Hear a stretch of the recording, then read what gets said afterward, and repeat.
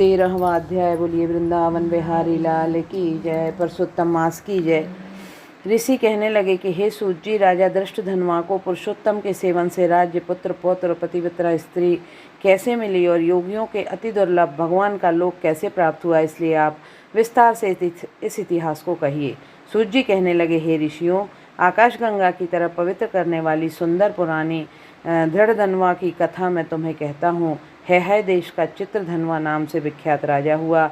उसका पुत्र महातेजस्वी, सब गुणों से युक्त, सत्य बोलने वाला, धार्मिक दृढ़धन्वा नाम से विख्यात हुआ। यह दृढ़धन्वा अंगों सहित चारों वेदों को पढ़कर विधि पूर्वक गुरु जी की पूजा कर दक्षिणा देकर पिता के नगर को गया। अपने नगर के रहने वालों को नेत्रों का आनंद उत्पन्न करते हुए उसने अपने पिता चित्रधन्वा को प्रसन्न किया। अब राजा चित्रधन्वा अपने मन में विचार करने लगे कि स्त्री, घर, पुत्रादि छोड़कर मुझको भी वन में जाकर हरि का भजन करना चाहिए। ऐसा मन में विचार कर समर्थ राजा दृढ़धन्वा को सब राजपाट सौंप कर विरक्त होकर पुलस्त ऋषि के आश्रम को चला गया। वहां जाकर तप करने लगा। कितने ही काल तक तप करके चित्रधन्वा हरि के धाम को चला गया।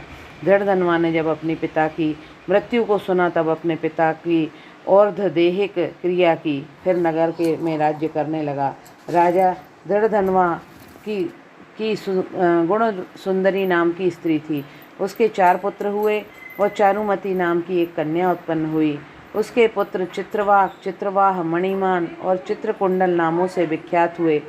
श्री नारायण कहने लगे कि एक समय सोते हुए उस राजा के मन में यह विचार उत्पन्न हुआ कि मेरा यह सब वैभव किस पुण्य के प्रभाव से हुआ। ना मैंने कोई तप किया, न दान किया, न कुछ हवन किया।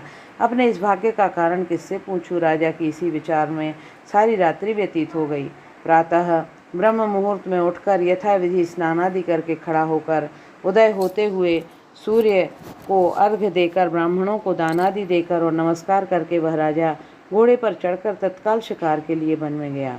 वहां उसने शिकार किया। उसी वन में राजा दृढ़धन्वा के बाण से घायल होकर एक मृग दूसरे वन में भाग गया। घायल मृग के शरीर से गिरते हुए रुधिर के निशानों से राजा दृढ़धन्वा भी उसके पीछे पीछे गया, पर थोड़ी देर में मृग राजा की निगाह से ओझल होकर कहीं छिप गया। राजा ने व्याकुल होकर फिरते फिरते सागर के समान एक सरोवर को देखा। वहां पर तत्काल जाकर उसने पानी पिया। वहीं उसने अत्यंत घनी छाया वाला बट का वृक्ष देखा। उसकी जटा में घोड़े को बांधकर राजा वहां बैठ गया।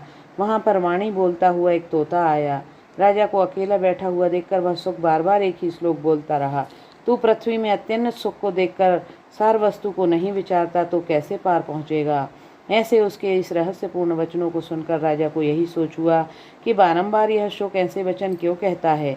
क्या यह सुखदेव जी हैं? मुझ मूढ़ को संसार सागर में डूबे हुए देखकर मुझको श्री कृष्ण का भक्त समझकर मुझ पर कृपा करके उद्धार करने आए हैं। वह इसी विचार में था कि पीछे से उसकी सेना आ गई। वह तोता तो राजा को उपदेश देकर अंतर्ध्यान हो गया और राजा अपने नगर में शुक के वाक्यों को स्मरण करता रहा। बोलिए वृंदावन बिहारी लाल की जय। पुरुषोत्तम मास की जय।